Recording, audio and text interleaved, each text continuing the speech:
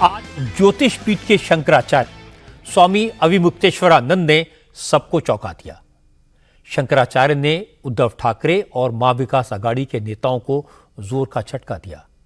स्वामी अविमुक्तेश्वरानंद ने कहा, महाराष्ट्र में महायुति की सरकार ने गौरक्षा का काम किया है, सनातन को सम्मान दिया है, इसलिए महाराष्ट्र में महायुति की सरकार को वापस लाना जरूरी है। शंकराचार्य स्वामी अविमुक्तेश्वरानंद ने शिंदे का समर्थन किया, उद्धव का विरोध किया। उन्होंने हिंदुओं से महायुति के पक्ष में वोट करने की अपील की। यूं तो चुनाव में कोई भी किसी को वोट देने की अपील कर सकता है, लेकिन ज्योतिष पीठ के शंकराचार्य की अपील इसलिए खास हो गई क्योंकि उनका नाम लेकर उद्धव ठाकरे की शिवसेना के नेता बीजेपी को हिंदू विरोधी, सनातन विरोधी बताने का काम करते थे। स्वामी अविमुक्तेश्वरानंद उद्धव ठाकरे के घर गए थे, मातोश्री में गए थे। उद्धव ठाकरे के पूरे परिवार ने शंकराचार्य के पैर धोकर उनकी पूजा की थी, उनसे आशीर्वाद लिया था। लेकिन वोटिंग से पहले स्वामी जी ने यू टर्न ले लिया, आशीर्वाद बीजेपी और महायुति को दे दिया। महाराष्ट्र में असदुद्दीन ओवैसी और देवेंद्र फडणवीस के बीच भी जुबानी जंग देखने को मिली। फडणवीस ने कहा, वोट जिहाद का जवाब धर्म युद्ध से देना होगा।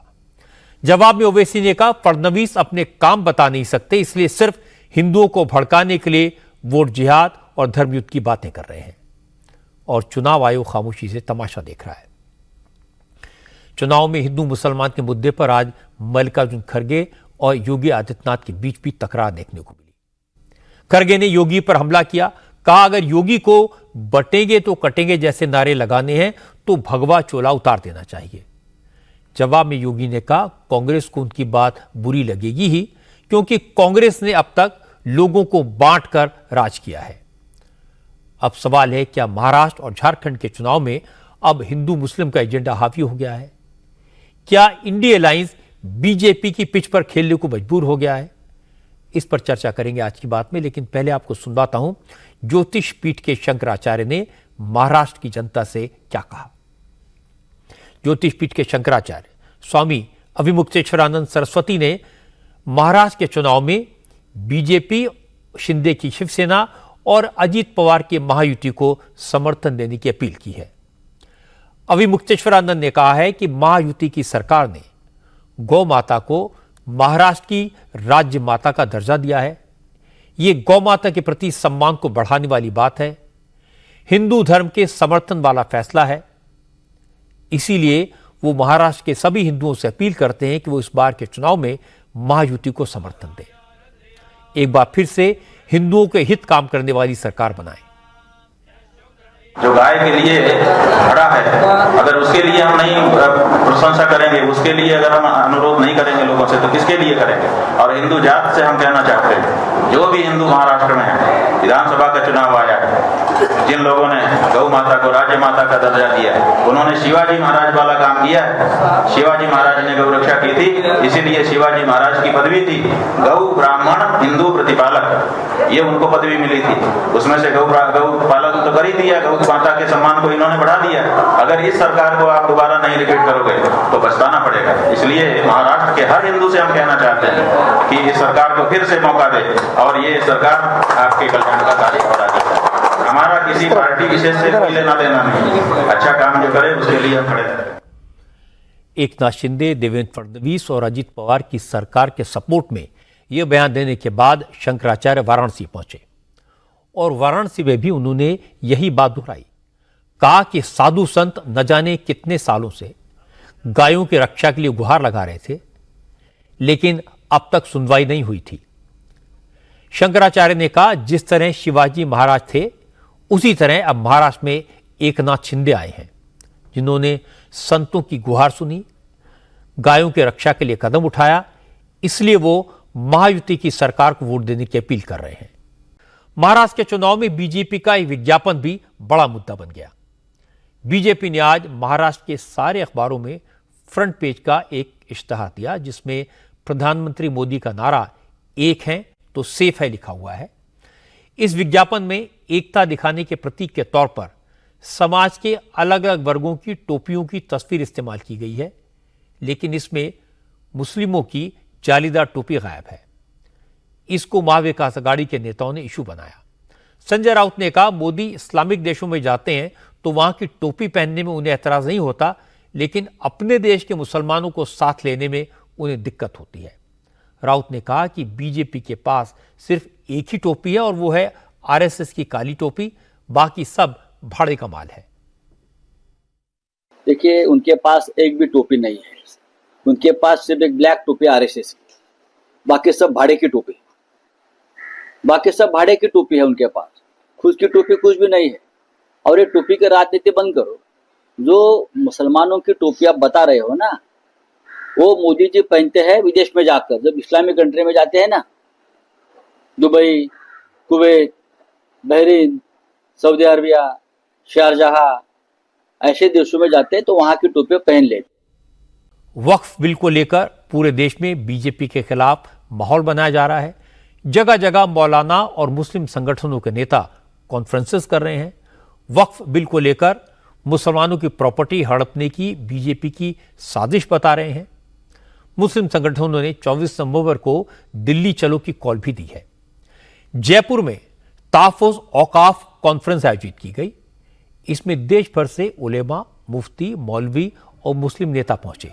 तकरीरें हुई, सरकार को चेतावनी दी गई। कहा गया, अभी तो मुसलमान कानूनी तरीके से विरोध करके अपना हक मांग रहे हैं। अगर सरकार ने बात नहीं सुनी तो मुसलमान सड़कों पर उतरेंगे। इसके बाद नौजवानों को रोकना किसी के बस की बात नहीं होगी। ताफुज़ औकाफ कॉन्फ्रेंस में सहारनपुर से कांग्रेस के सांसद इमरान मसूद, रामपुर से समाजवादी पार्टी के एमपी मुहिबुल्लाह नदवी, अजमेर की अंजुमन जादगन कमेटी के सचिव सरवर चिश्ती, इत्तेहाद मिल्लन काउंसिल के अध्यक्ष मौलाना तौकी रजा जैसे तमाम लोग मौजूद थे। यहां भी नारा लगा, न बटेंगे न कटेंगे। इस जलसे में सरवर चिश्ती ने कहा, जो लोग बुलडोजर से मुसलमानों को डराने की कोशिश कर रहे हैं वो समझ लें कि मुसलमान न किसी से डरता है न किसी से दबता है। उत्तर प्रदेश में पब्लिक सर्विस कमीशन के एक फैसले ने एक बड़ा विवाद खड़ा कर दिया। एक्चुअली कमीशन ने इस बार टीसीएस प्रीलिम्स एग्जाम्स के पैटर्न में बदलाव किया है। स्टूडेंट्स इसका विरोध कर रहे हैं और इसको लेकर आज प्रयागराज में हंगामा हुआ। असल में उत्तर प्रदेश लोक सेवा आयोग ने एक हफ्ते पहले अनाउंस किया था कि इस बार टीसीएस प्रीलिम्स की परीक्षा 2 शिफ्ट में होगी, 2 अलग अलग दिन होगी।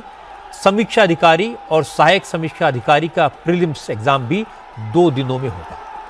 एग्जाम की तैयारी कर रहे छात्रों ने आयोग के इस फैसले का विरोध किया। स्टूडेंट्स का कहना है कि अगर परीक्षा एक दिन के बजाय 2 दिन होगी, दोनों दिन अलग अलग पेपर्स आएंगे। कोई पेपर मुश्किल हो सकता है, कोई आसान हो सकता है। एग्जाम पैटर्न में इस तरह के बदलाव से परीक्षा के प्रति अविश्वास पैदा होगा। सबका एग्जाम एक दिन होना चाहिए। इसी मांग को लेकर आज प्रयागराज में यूपी लोक सेवा आयोग के बाहर हजारों छात्र इकट्ठा हुए और वन डे वन शिफ्ट के नारे लगाए।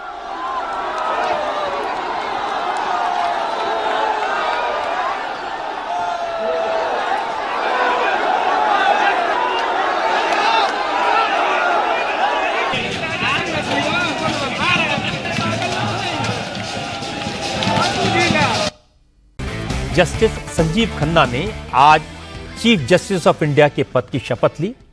वो देश के 51वें चीफ जस्टिस हैं। राष्ट्रपति भवन में एक भव्य समारोह में प्रेसिडेंट द्रौपदी मुर्मू ने उन्हें पद की शपथ दिलाई। शपथ ग्रहण कार्यक्रम में उपराष्ट्रपति जगदीप धनखड़, प्रधानमंत्री नरेंद्र मोदी, रक्षा मंत्री Rajnath Singh, law minister Arjun Meghwal, former chief justice of India DY Chandrachud भी मौजूद थे। लेकिन राहुल गांधी चीफ जस्टिस के शपथ ग्रहण समारोह में नहीं पहुंचे तो इसकी काफी चर्चा हुई।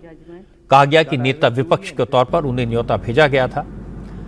जस्टिस संजीव खन्ना जनवरी 2019 में सुप्रीम कोर्ट के जज बने थे और अब अगले 6 महीने तक चीफ जस्टिस ऑफ इंडिया के पद पर रहेंगे।